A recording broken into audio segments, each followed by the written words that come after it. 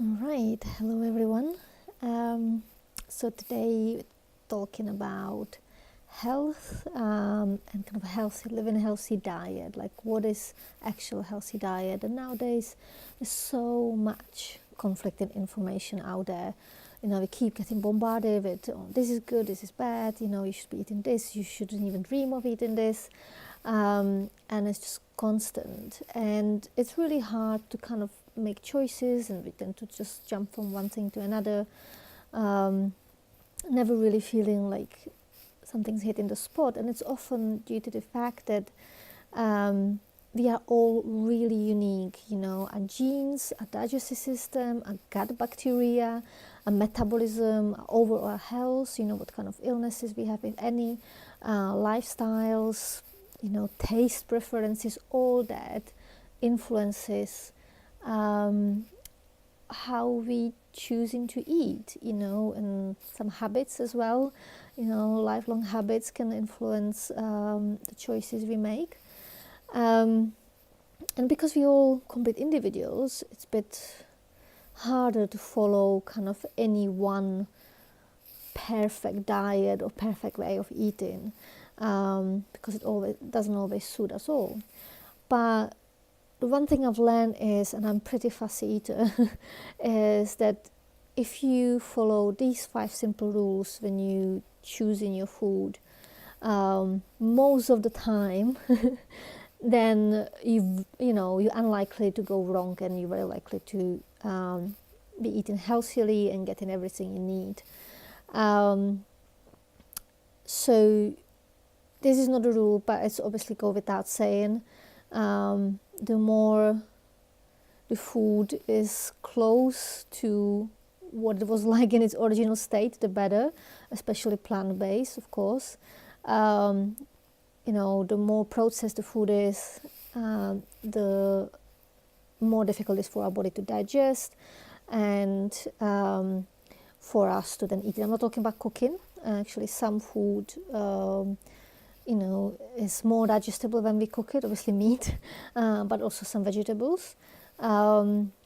So, I don't consider cooking processing as such, or as a kind of bad kind of processing. We're more talking chemical stripping and adding too much stuff to it, and making, weird concussions and stuff, and things that just don't look very natural at all.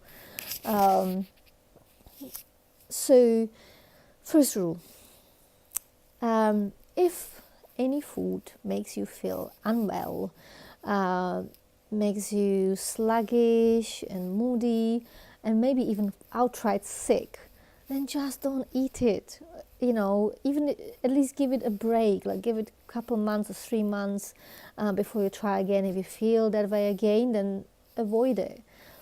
However, I know it doesn't always work. I mean, look at hangovers. Some people have them almost daily, or definitely weekly. Doesn't stop them from doing that again.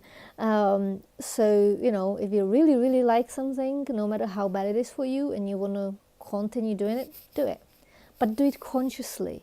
Really understand how it affects your body, how it affects your health.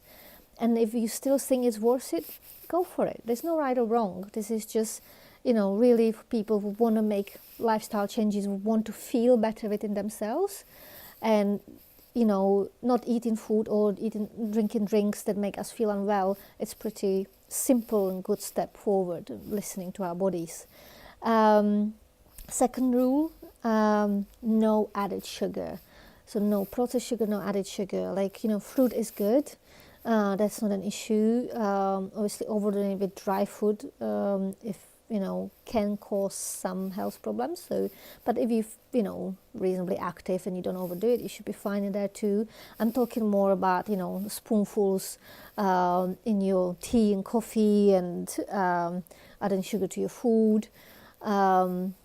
We're talking here honey as well, like, 1 spoon of honey in your porridge once a day is not going to be a big deal, but if you add honey to everything, that can become a bit too much. Again, a cake once in a while, it's not going to kill you.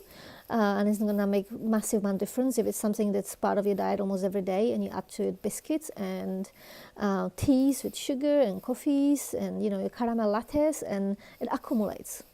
And again, it's just bringing your consciousness, bringing your awareness to it, and making a choice consciously, knowing what you're doing to your body and still choosing it. Again, it's fine, it's your body, do whatever you like. Just be aware of what you're doing and how it's affecting your body. Risks of things like diabetes, high blood pressure, and other things like cancer and stuff like that can be influenced by too much sugar. And there's more and more evidence supporting this. Rule number 3. So even if you are absolutely gym fanatic and you're one of those who eats broccoli and chicken every day, there really is no reason to eat meat and meat products every day, and some people even several times a day. They have bacon for breakfast and ham sandwich, and then they have massive steak for dinner or something like that. Like, our metabolisms, like, genetically are just not made for it. We're not carnivores, we omnivores. I mean, we need varied diet, we need bits of everything. We can't live on meat only, and too much meat is actually really hard to digest for our bodies, and it sits in our gut and rots there and causes all sorts of issues. So having meat maybe 2-3 times a week, it's perfectly enough. There is so many other amazing proteins, sources of protein, obviously eggs and cheese, dairy, yogurts, also nuts and some grains, and pulses, so you can mix it up. It doesn't have to be steak every day. Or at least cut it down from 3 times a day to once a day. You will see the difference, especially in your mood. And actually eating too much meat has been linked even to like aggression in people, and like being quick to anger and stuff like that. Food does really influence how we feel. So if you're not feeling that great, changing your diet can really change your life. What's next? Fats. Good fats. So that's rule number 4. There are good fats and there are bad fats, and there's so much information out there nowadays, but it's really simple. Coconut oil is good, olive oil cold is good. To be honest, everything in moderation is good, but and hemp oil is very good. Some grapeseed oils, some kind of the pure oils, they tend to be very good for cooking as well. Avocado is a great source of oils that are good for you, obviously oily fish, nuts.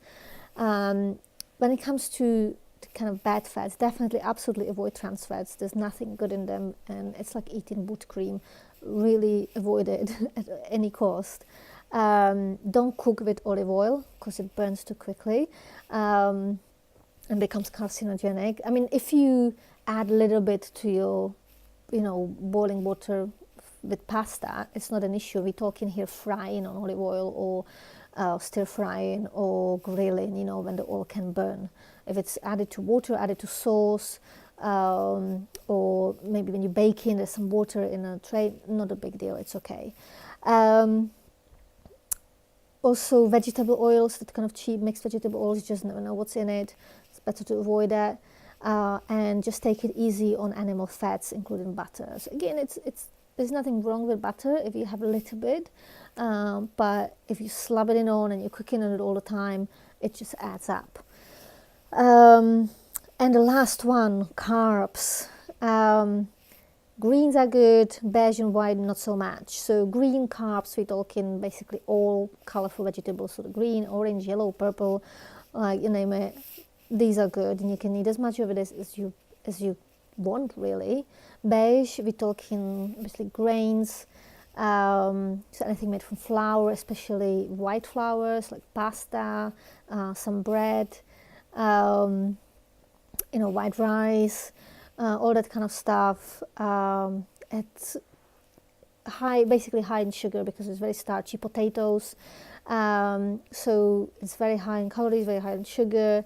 and actually doesn't have that great nutritional value and so on. So you're much better off going for whole grains, brown rice, sweet potatoes instead of the normal ones, or just cut down a little bit on the chips and the baked potatoes.